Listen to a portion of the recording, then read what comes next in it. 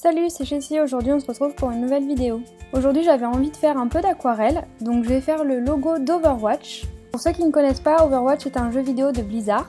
Alors pour le logo, je vais le faire un peu de façon différente, c'est-à-dire que je vais le laisser en blanc et faire en fait des taches d'aquarelle derrière. Pour commencer, je réalise le logo, donc pour ça je me suis servi d'un modèle que j'ai trouvé sur internet et après pour les mesures, je peux pas trop vous dire parce que j'ai vraiment fait ça un peu au pifomètre. Mais c'est un logo assez géométrique, donc vous aurez besoin que d'une équerre et d'un compas.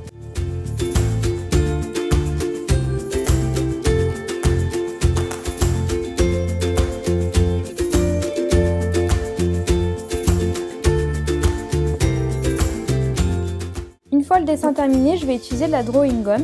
C'est une sorte de latex liquide qu'on utilise en aquarelle pour protéger un dessin. Je vais le placer sur mon logo, ça va laisser une fine pellicule grise et une fois qu'il sera sec, je vais pouvoir passer mon aquarelle dessus sans toucher au logo qui est en dessous qui restera blanc. Ce que je peux vous conseiller avec la drawing gum, c'est de la diluer légèrement avec de l'eau pour ne pas que ça abîme votre papier. Attention, il ne faut surtout pas l'appliquer en très grosse quantité puisque vous risquez, une fois que vous allez la retirer, d'abîmer votre papier en dessous et ce serait dommage.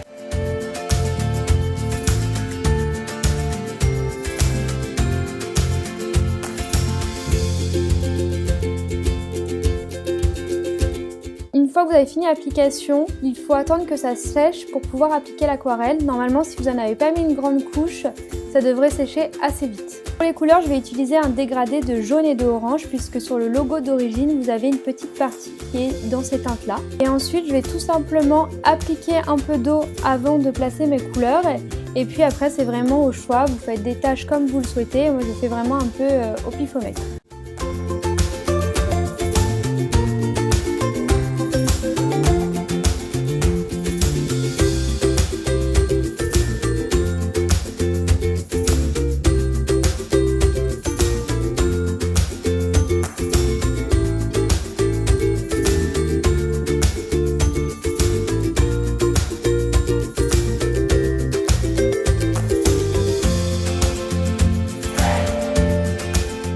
Et voilà, une fois que vous avez fini d'appliquer l'aquarelle et qu'elle a bien séché, il faut vraiment aussi attendre qu'elle sèche, vous n'avez plus qu'à retirer la drawing gum comme si vous enleviez de la gomme, donc il suffit juste en fait de gratter un petit peu et elle va partir toute seule.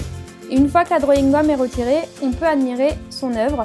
Donc moi j'aime beaucoup puisque en fait on revoit le logo ressortir grâce à l'aquarelle qui se trouve derrière et je trouve que ça donne un petit style épuré tout en étant coloré.